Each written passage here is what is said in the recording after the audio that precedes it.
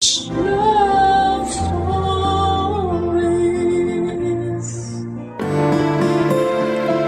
Ang pagkakaroon ng masaya at buong pamilya ay kayamanang maituturing ng bawat isa. Ang halaga nito ay hindi kayang tumbasan ng pera at iba pang klase ng karangyaang maibibigay ng mundo o ng ibang tao. Ikaw kabarangay, ano ang gagawin mo upang mapanatiling buo at masaya ang pamilya mo? Dear Papa Dudut, isang pagbati po sa inyong lahat na nakikinig ng Barangay Love Stories. Itago niyo na lamang po ako sa pangalang Danilo or Danny for short, mula po sa Batangas City. 37 anyos na sa kasalukuyan, may asawa at 8 anak. Bali 4 lamang po talaga ang anak ko sa asawa kong si Yoli dahil may 4 na anak na siya bago ko mapangasawa. Matanda siya ng 3 taon sa akin pero hindi naging hadlang yon sa pagmamahalan naming dalawa. Bunso po ako sa 5 magkakapatid. Ako at ang panganay naming si Ate Susan ay sa isang barangay lamang nakatira. Kagaya ko ay meron na rin siyang sariling pamilya, Papa Dudut. Ang pangalawa naman po sa amin ay patay na. Ang pangatlo at pang-4 ay parehong nasa probinsya dahil doon ang mga ito kapwa nakatagpo ng mga naging asawa nila. Ulilang lubos na rin kami at si Ate Susan na ang tumatayong magulang para sa aming magkakapatid, Papa Dudut. Ang asawa kong si Yoli ay biyuda ng namatay kong kuya. TB ang kinamatay nito. Bukod sa hindi naagapan ay mas lalo pang lumala dahil hindi ito nagpaawat sa kanyang bisyo. Naging masyadong matigas ang ulo. Hindi nakinig sa mga payo namin ni na Ate Susan pati na rin sa sarili nitong asawa. Buhay pa ng mga panahong yon ang aming ina at labis itong nasaktan at nagdamdam sa pagkawala ni kuya. Lalo pa at may naiwan itong asawa at 4 na anak. 26 anyos pa lamang noon si Yoli, 28 si kuya at ako naman ay 23. Hindi raw talaga naging magnobyo sina Yoli at ang kuya ko. Nagkakilala lamang sila noong minsang bumaha ng matindi rito sa lugar namin. 17 anyos pa lamang noon si Yoli at si kuya naman ay 19. Hindi nagdalawang isip noon ng kuya ko na tulungan si Yoli. Binuhat niya ito hanggang sa makatawid sila sa kabilang ibayo, malapit sa palengke. Hindi nalintanan ni kuya ang halos hanggang bewang at rumaragas ang baha pati na rin ang napakalakas na ulan. Kaya naman labis ang naging pasasalamat noon ni Yoli. Magkasama silang nagpalipas ng gabi sa palengke kasama ang iba pang mga kalugar naming lumikas at hinintay na humupa ang baha. Nang malaman ng isa sa mga tiyuhin ni Yoli ang nangyari ay kaagad na kinausap ang kuya ko at sinabihang kailangan itong pakasalan si Yoli sa lalong madaling panahon. Pero dahil parehas pa silang menor de edad ng mga panahon na yon, nagpa siyang buong pamilya ni Yoli na pagsamahin na lamang muna ang dalawa kahit na wala pang basbas ng simbahan. Bagamat wala namang dapat na panagutan si kuya lalo at hindi naman sila nagkaroon ng relasyon, ay wala na itong nagawa pa. Masyadong mahigpit ang pamilya ni Yoli at sinunod pa rin ang makalumang tradisyon pagdating sa pag-aasawa. Dahil daw nahawakan na ni kuya ang katawan ng dalaga nila ay kinakailangang magpakasal na ang dalawa. At makalipas nga ang 1 taon, 1 linggo lang halos matapos magdebo si Yoli ay kinasal na sila ng kuya ko. Wala naman daw pagsisisi si Yoli sa kabila ng maagang pag-aasawa dahil bukod sa magandang lalaki si kuya ay mabait din at napakasipag. Naging maayos ang pagsasama nilang dalawa hanggang sa nabiyayaan sila ng 4 na anak. Pero hindi raw akalain ni Yoli na kung gaano siya kaagang nakapag-asawa ay ganon din siya kaagang mabubiyuda, Papa Dudut.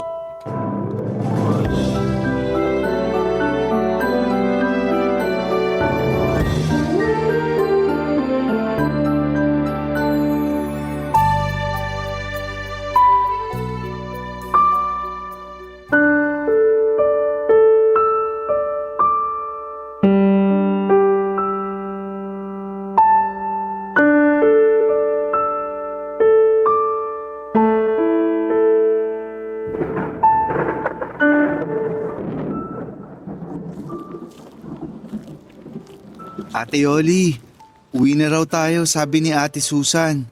Baka abutan pa tayo rito ng malakas na ulan. Kanina pa nagsialisan yung mga jeep na inarkila natin. Yung ibang mga kasabay natin sa sasakyan papunta rito. Doon na sa ibang jeep sumakay kasi gusto nang makauwi. Kaya ipinasundo ka na sa akin dito ni ate. Pagod na rin kasi siya at inaantok na. Tayo-tayo lang naman ang nagpalitan sa pagbabantay kay kuya mula una hanggang huling gabi ng lamay. Dito na lang muna ako, Danny. Hindi ko pa kayang iwanan ng kuya mo eh. Hindi pa rin ako makapaniwalang wala na siya. Hindi ko alam kung kaya ko bang tanggaping patay na ang asawa ko. Naiintindihan ka namin, te. Kahit naman kami, nahihirapan ding tanggapin na wala na si kuya. Pero kailangan mong magpakatatag para sa mga anak mo. Yun na nga eh. 4 ang iniwang anak ng kuya mo sa akin. Napakabata pa nila para maulila sa ama. Paano na kaming mag-iina ngayon? Paano ko bubuhayin ang mga anak ko kung ako na lang mag-isa? Nandito pa naman kaming mga kapatid ni kuya. Nandito pa ako. Hindi ko kayo pababayaan ng mga pamangkin ko. Hindi lang dahil pinangako ko yan kay kuya bago siya mamatay. Kusang loob kong gagawin yun kasi hindi naman kayo iba sa akin. Pero may sarili ka pa ring buhay, Danny. Lalo na't binata ka pa. Hindi mo naman kailangang obligahin ang sarili mo na gawin yun. Hindi mo kailangan saluhin yung naiwang responsibilidad ng kuya mo. Hayaan mo na lang ako sa gusto kong gawin, te. Nakapagdesisyon na ako. Hindi ako aalis sa inyo lalo na ngayong wala na si kuya. Delikado kung wala kayong kasamang lalaki sa bahay. Ewan ko, Danny. Hindi ko alam kung anong iisipin at mararamdaman. Napakabilis kasi ng mga pangyayari. Parang kahapon lang masaya pa kaming nagpaplano ng kuya mo para sa pamilya namin. Para sa kinabukasan ng mga bata. Tapos ngayon, nandyan na siya sa ilalim ng lupa. Hindi na niya masasaksihan ng paglaki ng mga anak namin. Kung bakit naman kasi napakatigas ng ulo niya eh. Sinabi ko nang tigilan na ang pag-inom at paninigarilyo pero sige pa rin. Kung nakinig lang siya sa amin ni Ate Susan, di sana buhay pa siya hanggang ngayon. Hindi na natin mababago ang mga nangyari ate. Siguradong may dahilan ng Panginoon kung bakit maagang nawala sa atin si kuya. Bilang ina, hindi ka dapat panghinaan ng loob. Kailangang mas maging matibay ka ngayon dahil 4 na bata ang umaasa sa'yo.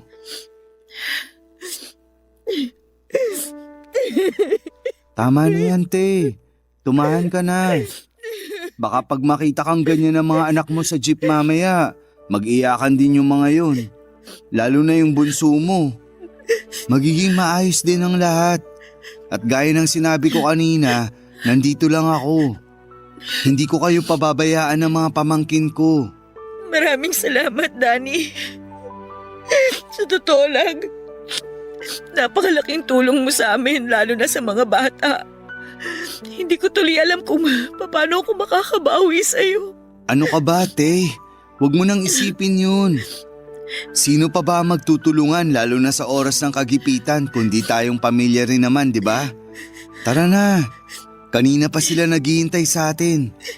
Teka, magpaalam pala muna tayo kay kuya. Kuya, aalis na kami ha. Dadalaw na lang kami ulit. Huwag kang mag-alala. Ako na ang bahala kay Ate Yoli at sa mga bata. Mahal, maiwan ka na muna namin dito ha. Okay lang kahit gabi-gabi mo akong dalawin. Hindi ako matatakot. Sige mahal, alis na kami ha. Babalik din ako kagad sa isang araw.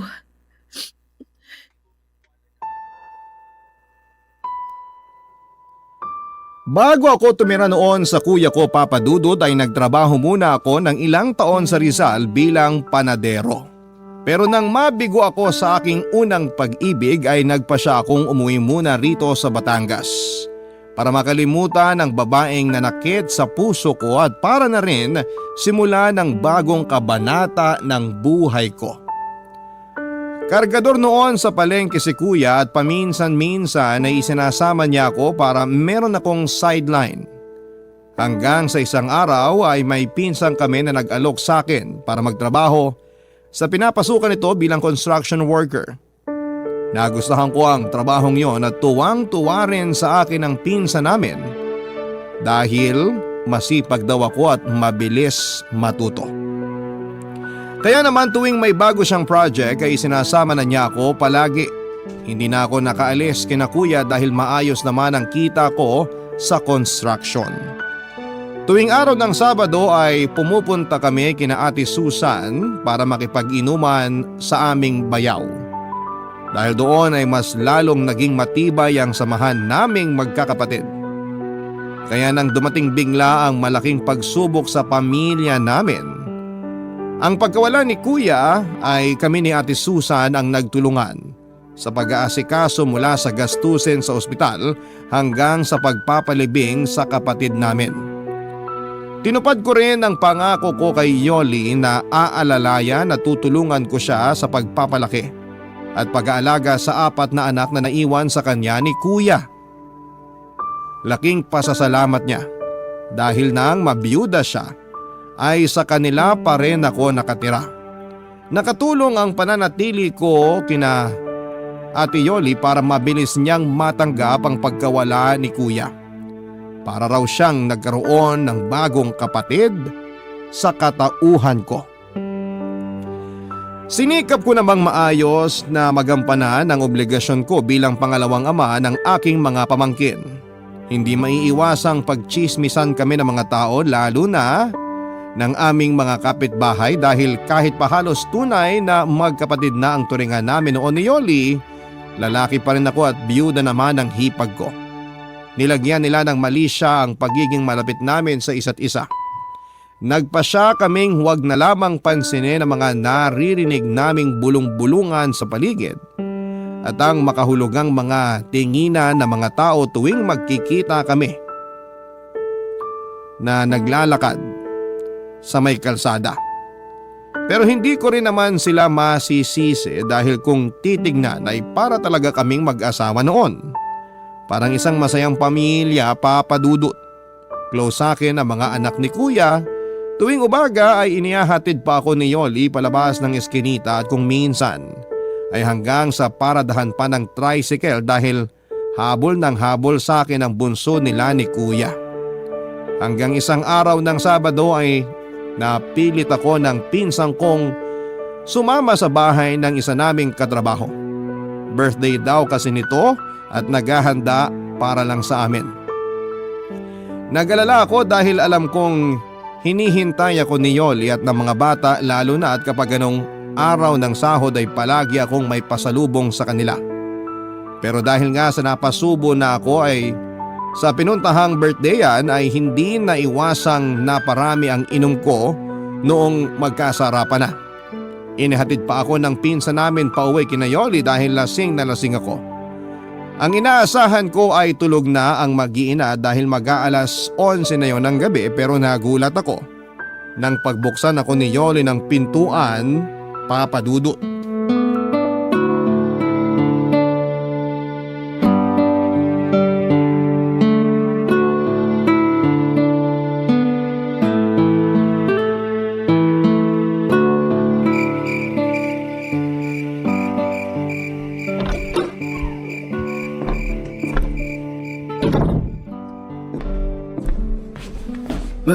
Bakit gising ka pa, Ate Yoli?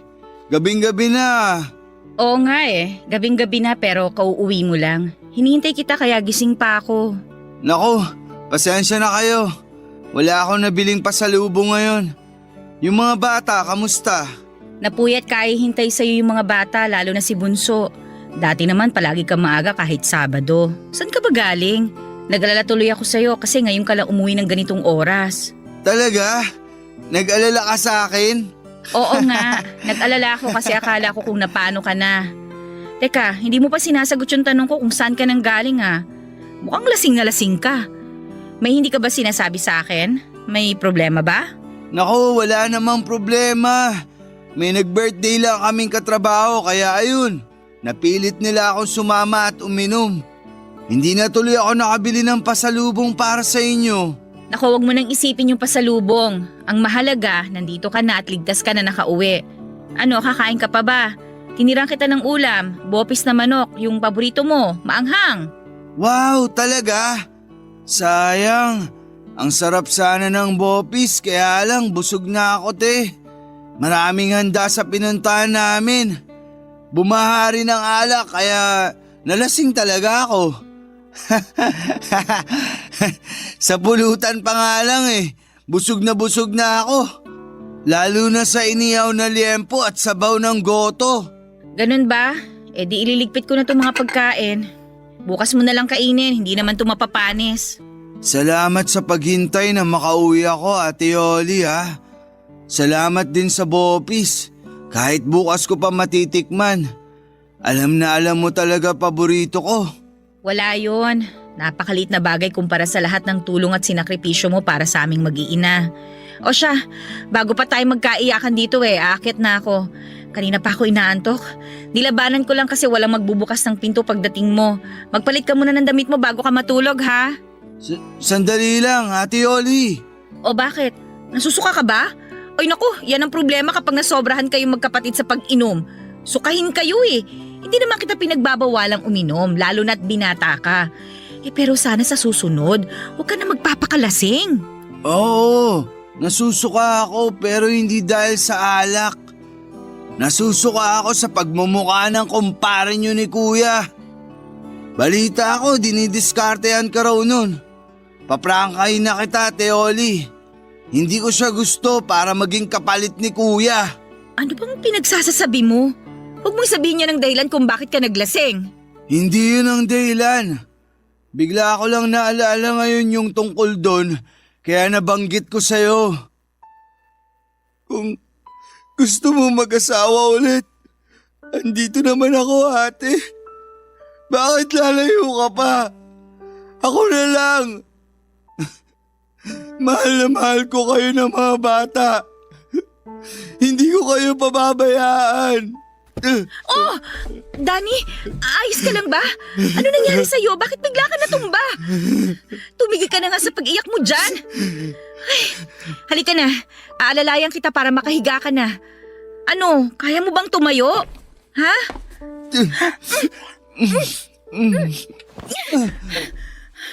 Hinalikan mo ko? Nababaliw ka na ba? Nakalimutan mo na ba kung sino ako? Asawa ko ng kuya mo, Danny. Siguro nga nababaliw na ako, ate. Nababaliw ako kasi gusto na kita. At gusto kitang maging asawa. Hindi ko alam kung kailan nagsimula ang nararamdaman ko para sa'yo. Kaya nung malaman ko na dinidiskartehan ka ng kumpare nyo, sobrang nagselos ako. Sa tingin ko hindi lang kita gusto. Mahal na yata kita. Ano pang sinasabi mo? Mali ang nararamdaman mo, ano ka ba? Kapatid lang ang tingin ko sa'yo. At saka, bakit ka ba umaarte ng ganyan sa akin? May girlfriend ka. Handa akong iwanan siya para piliin kayo ng mga pamangkin ko. Papadudot dahil sa bugso ng damdamin at dala na rin marahil ng labis na kalasingan, ay muli kong niyakap at hinalikan ang hipag ko, Papadudot. At sa pagkakataong yon ay hindi na siya tumanggi pa o nanlaban. Noong ko napagtantong pareho pala kami ng nararamdaman ni Yoli. Nang gabing yon ay inamin niyang nahuhulog na rin ang loob niya sa akin. Kagaya ko ay nagpipigil lang din pala siya ng damdamin dahil masyadong komplikado ang lahat. May girlfriend ako na umaasang pakakasalan ko at halos ilang buwan lamang ang nakalilipas mula nang mamatay ang kuya ko. Tiyak na pagpapiestahan kami lalo ng mga chismosa naming kapitbahay. Inaalala rin namin noon ni Yoli ang magiging reaksyon ng aming mga pamilya, lalong-lalo na mga bata at si Ate Susan. Nag-usap kami ng masinsinan ni Yoli at inabot yon ng magdamag. Kahit na hindi ako nagkape ay nahimasmasan kagad ako nang malamang kong mahal niya rin pala ako.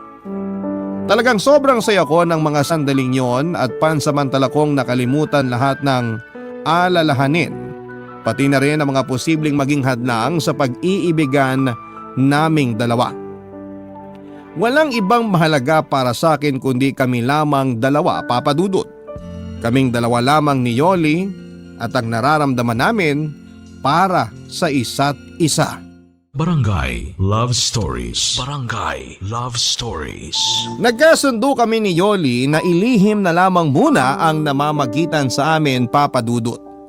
Bata pa noon ang mga pamangkin ko kaya walang nakahalata sa mga ito na may nagbago sa relasyon namin ng nanay nila. Kapag wala ang mga bata ay sinasamantala namin ni Yoli ang pagkakataon para pagbigyan ang init ng aming mga katawan.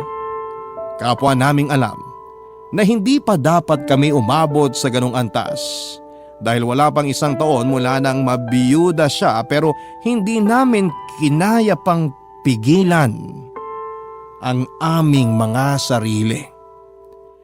Maputi si Yoli, tuwid ang itim at hanggang balikat niyang buhok at medyo malaki ang mga mata.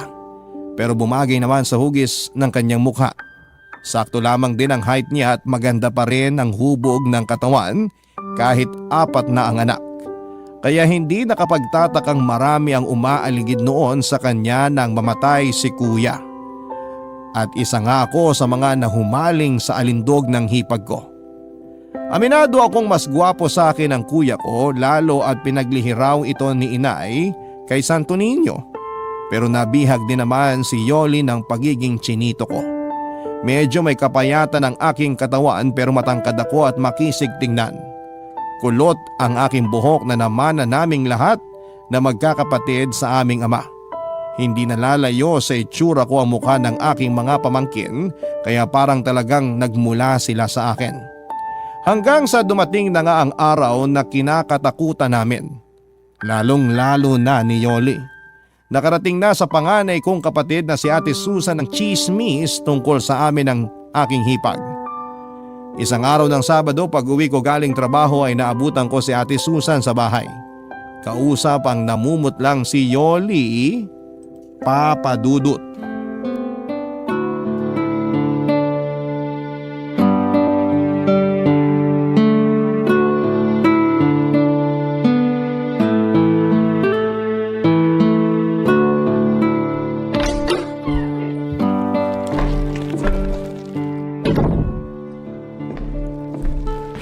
Nandito na ako. Oh, nakauwi ka na. Buti maaga ka. Oo nga. Oh, Ate Susan, nandito ko pala sa bahay.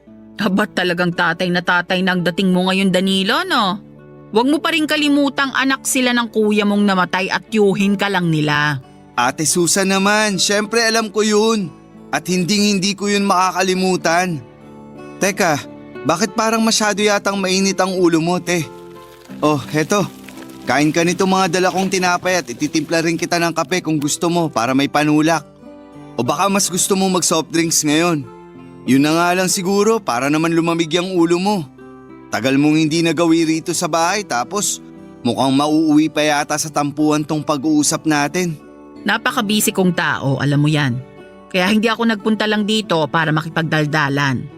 Ang dahilan kaya ako napasadya dito, bukod sa namimiss kong mga pamangkin ko, gusto ko rin kayong kausapin ng masinsina ni Yoli. Tungkol naman saan, ate? Hindi na ako magpapaligoy-ligoy pa. May mga naririnig akong usap-usapan sa labas na may relasyon daw kayong dalawa. Totoo ba? Ate, para ka namang pinanganak kahapon. Ganyan naman talaga ang sistema rito sa atin. Hindi ka pa nasanay. Kung ano-anong chismis ang ikinakalat dito sa lugar ng mga taong walang magawa sa buhay. Siguraduhin mo lang na nagsasabi ka ng totoo. Dahil hindi ako nakikipagbiruan sa inyo. Muntik pa ako mapaaway sa palengke nung isang araw dahil pinagtatanggol ko kayo. Kaya wag niyo akong pinaglulokong dalawa, ha? Ikaw, Yoli. Hindi mo pa sinasagot ang tanong ko kanina bago dumating tong si Danilo. Totoo bang may namamagitan sa inyong dalawa? Ha? Ate Susan? Sinagot ko na ang tanong mo, ate. Hindi totoo ang mga narinig mong chismis. Huwag mong sabihing mas naniniwala ka sa kanila kaysa sa akin na kapatid mo. Huwag mo akong pinagtataasan ng boses, ha? Tsaka manahimik ka. Si Yoli ang tinatanong ko. Ano, Yoli? Magtapat ka sa aking babae ka? Ano? Totoo ba? Pumatol ka nga ba sa kapatid ng asawa mo? Ate Susan, hindi po namin sinasadya ni Danny. Ate Susan! Sinabing manahimik ka? Kung ganon, totoo pala talaga. Nung minsan pumasyal sa bahay yung panganay mo at sinabing inintrega raw ni Danilo yung buong sahod niya, nagduda na ako. Pero hindi ko kayo kaagad hinusgahan. Hindi ko kayo pinangunahan. Kasi alam kong parang tunay na magkapatid na ang turingan ninyo. Pero ano to? Hindi na ba kayo nahiya? Wala pang 1 taong patay yung kapatid ko. Talaga bang hindi na makapaghintay ang mga kakatihan ninyo? Kaya pinakamot nyo na sa isa't isa? Ate, tama na! Naririnig ka ng mga bata, pati na ng mga kapitbahay. Wala akong pakialam! Bakit? Nahiya ba kayo sa mga pinaggagawa ninyo? Nahiya ba kayo sa mga bata? Sa akin? Sa kuya mo? Nakakadiri kayo? Isang malaking kahihiyan tong ginawa ninyo! Nagmamahalan po kami ni Danny, Ate Susan. Lintik na pagmamahal yan! Ano? Pahamakin ang lahat, masunod lang ang kakatihan? Kahit ano pang sabihin mo o sabihin ng ibang tao, mahal ko si Yoli, ate. At ipaglalaban ko siya, ano man ang mangyari. Umalis si Ate Susan na masama ang loob sa amin noon, Papa Dudut. Halos ilang buwan din kami nitong hindi pinansin at kinausap.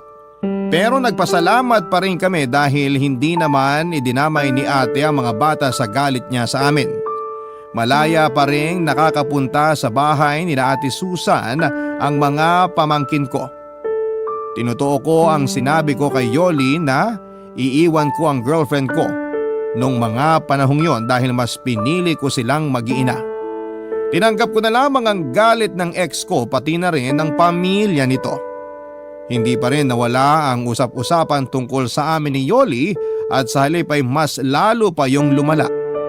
Maraming napataas ang kilay nang magpasya na kaming aminin sa lahat ang aming relasyon.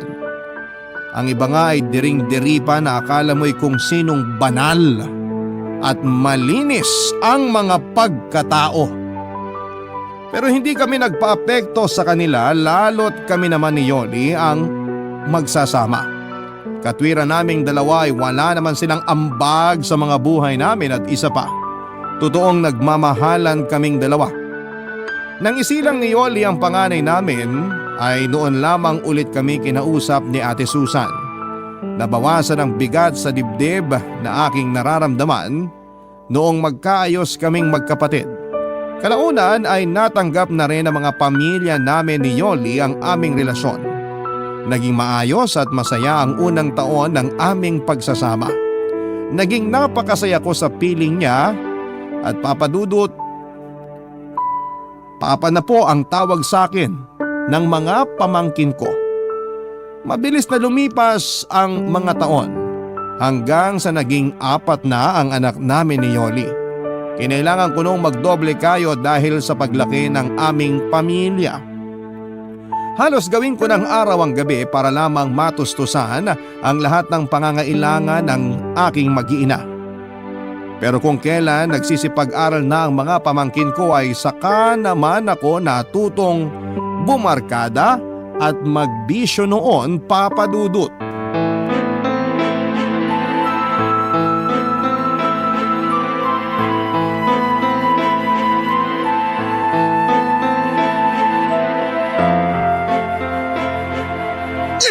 Ano ba, Danny? Ang aga-aga nagwawala ka dyan. Hindi ka na nahiya sa mga kapitbahay natin. May mga natutulog pa ng ganitong oras, oh. Ano naman ngayon? Sa mainit ang ulo ko eh. Paano ba naman? Nagpapakapagod lang pala ako sa wala eh. Ni hindi ko man lang mapakinabangan yung pinaghirapan ko. Linggo pa lang ngayon pero wala na agad tayong pera. Saan mo ba dinala yung inintrega ko sa'yo kagabi? Ibinayad ko na sa mga kautangan natin. Doon ko dinala yung pera. Yung natira, ibinili ko ng bigas, gatas at diaper ng bunsong anak mo. Hindi ko na nga nabayaran si Ate Susan sa mga nautang kong pamasahe mo mula Lunes hanggang Sabado eh. Wala ka ng ibang bukang bibig kundi ibinayad sa utang. Lintik na mga utang yan. Ano, ako na lang lagi? Ako na lang aasahan nyo sa lahat ng mga gastusin dito sa bahay? Natural, ikaw ang aasahan namin. Ikaw ang lalaki, di ba? Ikaw ang padre di pamilya. 4 na ang anak natin at ilang taon na lang may estudyante ka na. Sabay-sabay na mag-aaral ang mga bata. Tapos sinasamahan mo pa ng bisyo, kakarampot na nga lang ang kinikita mo. Kulang pa nga yung sahod mo sa'yo kung tutusin.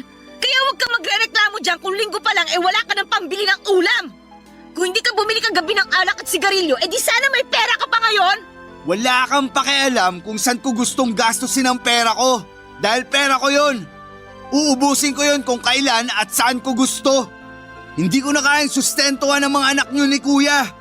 Malalaki naman na sila kaya magtrabaho ka na. Ah, ganon. Pabigat na pala ang tingin mo sa mga anak ko ngayon. Kung hindi mo ako binubuntis taon-taon, edi sana nakakapagtrabaho ako. Nakakatulong sana ako sa mga gastusin dito.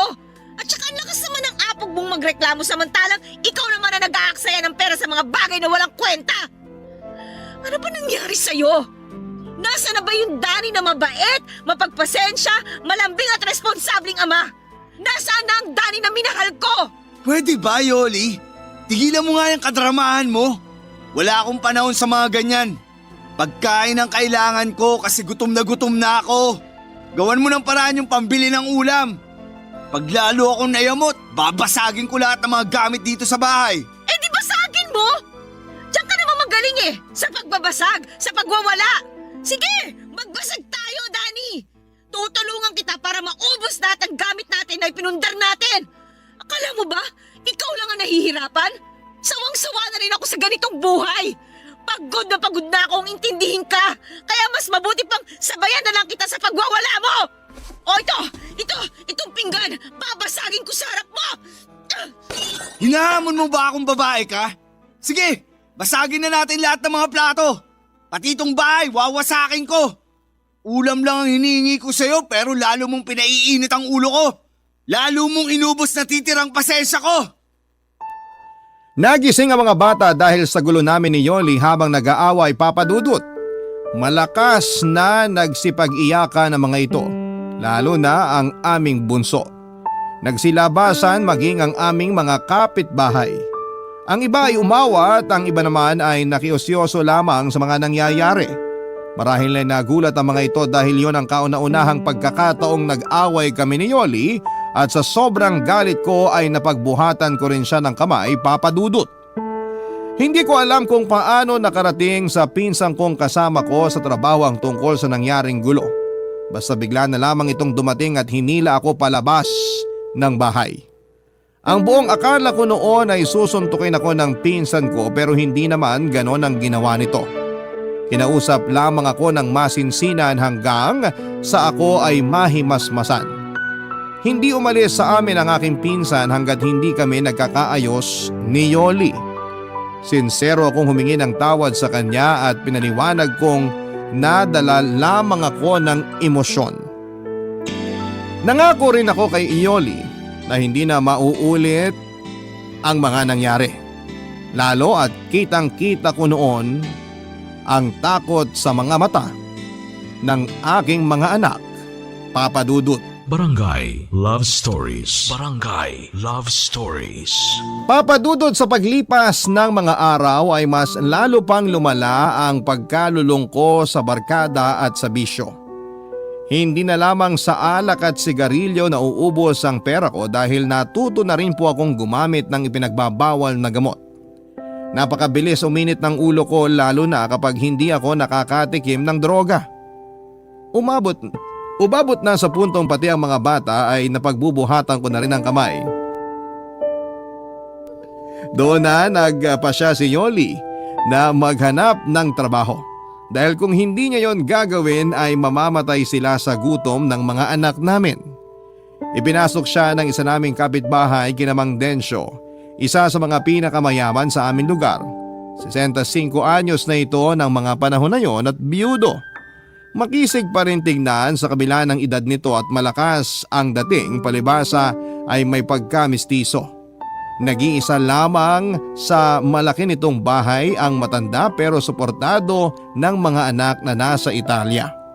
4 ang anak ni Mang Densyo at ang 3 ay sa ibang bansa na naninirahan. Isa na lamang ang naiwang anak nito sa Pilipinas, ang bunsong lalaki na nag-aaral ng kolehiyo. Nung una ay 3 beses lamang kung magpunta si Yoli sa malaking bahay para maglaba at mamlansya.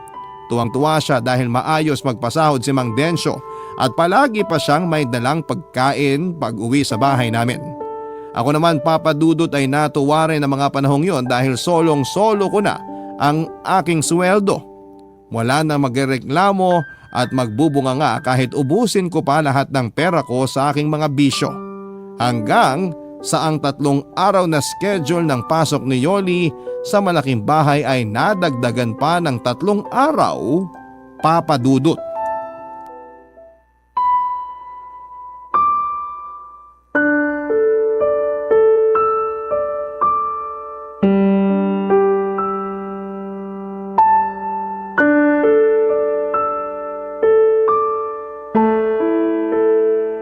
Oh, ayan ka na naman, Yoli. Hindi ba't napag-usapan na natin to? Oo, pero parang hindi ko kayang gawin eh. Hindi ko kayang pagtaksilan si Danny, Densyo. Sa una ka lang naman makokonsensya. Kapag tumagal masasanay ka na rin. Kahit naman may edad na ako, malakas pa ang tuhod ko. Maniwala ka, Yoli. Kayang-kaya pa kitang paligayahin. Baka nga ako pa ang kauna-una ang makapagdala sa'yo sa tinatawag na ikapitong langit. Pero Densyo, mahal ko si Danny. Ano pang mukhang ihaharap ko sa kanya at sa mga anak namin pagkatapos nito? Hindi naman niya malalaman. Walang makakaalam. Sikreto lang nating tong dalawa, siyempre. Bakit? Sasabihin mo ba sa kanya na may relasyon tayo? Ikukwento mo ba kay Danny ang mga gagawin natin dito sa loob ng motel? Oh, syempre hindi. Bakit ko naman ikukwento yung tungkol sa atin? Hindi pa ako nasisiraan ng ulo para gawin yun, ano? Yun naman pala Eh di wala nang dapat problemahin pa. Alam mo, kung ako sa'yo, relax ka lang. Hindi naman ako nangangagat. Hindi rin ako nananakit. Kahit matagal na akong takam at gigil na maangkin ka, hindi naman kita pupwersahin. Matagal mo na palang pinag-iisipan to? Oo, Yoli. Matagal na kitang gusto. Hindi ka pa nabubiyuda noon napapansin na kita. Dapat nga liligawan kita kaya lang naunahan ako ng bayaw mo.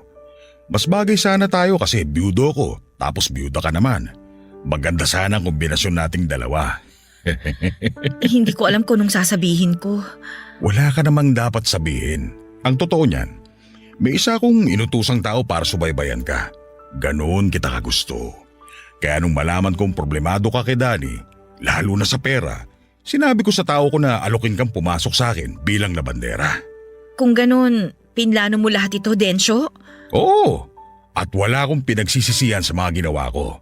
Dahil bukod sa natutulungan kita, palagi pa kita nakikita at nakakasama sa bahay. Parang asawa na rin ang tingin ko sa'yo. Ikaw kasi ang nag-aasikaso ng lahat sa bahay at ng mga pangangailangan ko. Totoo ba talaga ang mga sinabi mo, Densyo? Oo, Yoli. Totoo lahat ng mga sinabi ko. Kung pwede nga lang kitang pilitin na sumama na lang sa akin. Ang laki ng bahay ko at mag-isa lang ako ron. Pwede kang tumira sa akin kahit isama mo pa ang mga anak mo. Kapag nakapagtapos na ng kolehiyo ang bunso ko, lilipad na siya pa Italia. Napetisyon na siya ng mga kapatid niya ron. May iwan na talaga ako mag-isa sa bahay. Malungkot mag-isa. Hindi pwede. Hindi ko iiwan si Danny para tumira sa bahay mo kahit gaano pa yung kalaki. Kahit gaano ka pa kayaman. Alam ko naman yun. Kaya nga kontento na ako na nakikita kita araw-araw. Mabuti na lang talaga at pumayag ka magtrabaho sa bahay ng 6 na araw sa loob ng 1 linggo. Alam mo ba, lagi kong pinagpapantasya na may nangyayari sa ating dalawa sa kama ng guest room ko. Madalas tuwing naghahanda ka ng pagkain sa kusina, doon tayo sa may lababo. O kaya sa sopa, sa lahat ng sulok ng bahay. Iniisip ko itsura mo habang pinaliligaya kita at pinaliligaya mo ko. Densyo! Pero dahil ginagalang kita, ay nagpigil ako. Matinding pagpipigil sa sarili ang ginawa ko. Alam mo ba yon? Kaya nang pumayag ka mag-motel tayo ngayon, halos mapatalon ako sa sobrang kaligayahan. Sa wakas, mapapasaking ka na rin. Matutupad na ngayon ang lahat ng mga pantasya ko noon. Ang bango mo talaga. At ang sexy mo rin sa suot mo ngayon. Lalo ko nang gigigil sa'yo. Sandali lang, Densyo. Tumatakbo ang oras. Sayang naman kung mauubos lang sa kwentuhan natin, di ba? Pwede naman natin ituloy yung pag-uusap natin mamaya pagkatapos nating paligayahin ang isa't isa. Alam mo ba na pinagandaan ko talaga ang araw na to sa sobrang kasabikan ko? Anong ibig mong sabihin? Meron akong ininom kanina sa bahay. Alam mo na, pampatibay ng resistensya. Pampalakas ng tuhod. Alam ko kasing mapapalaban ako ng matindi ngayon, kaya dapat hindi ako mapahiya sa'yo. Ay naku, ano naman yung ininom mo? Baka kumapano ka niyan. Sana nagbalot ka na lang. Pampalakas din naman yun ng tuhod eh. Mas mabisa sa balot yung ininom ko, kaya ihanda mo ng sarili mo, Yoli. Tiniti ako sa yung hindi mo malilimutan ng gabing to. Sandali, lalakasan ko lang yung aircon para mas malamig. Relax ka lang muna dyan, ha?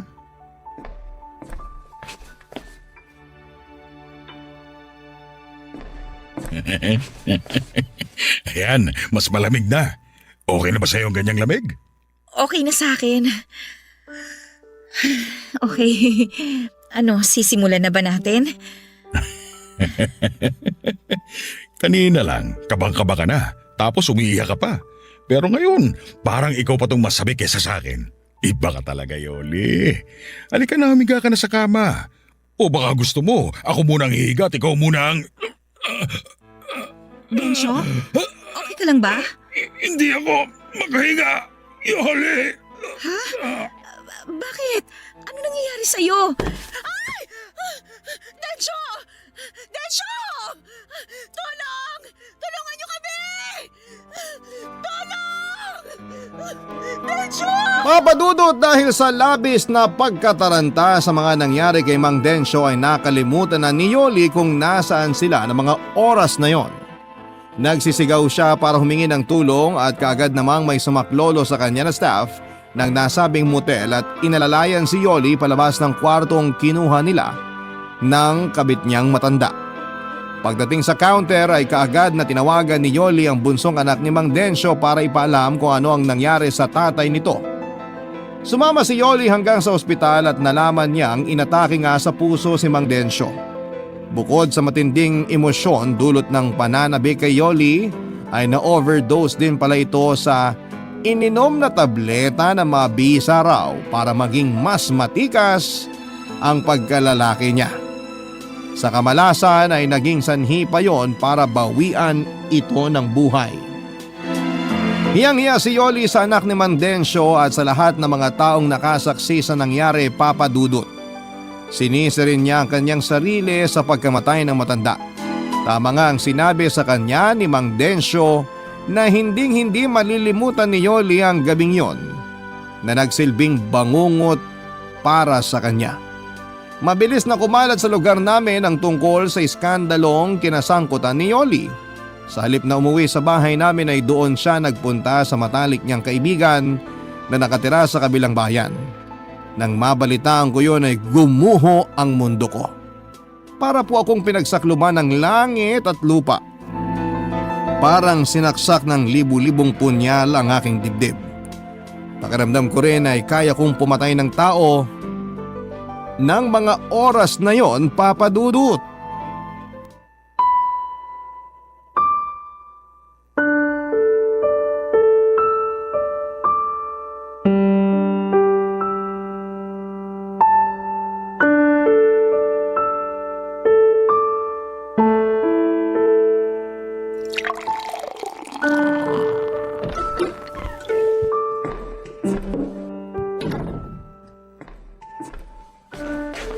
Magaling!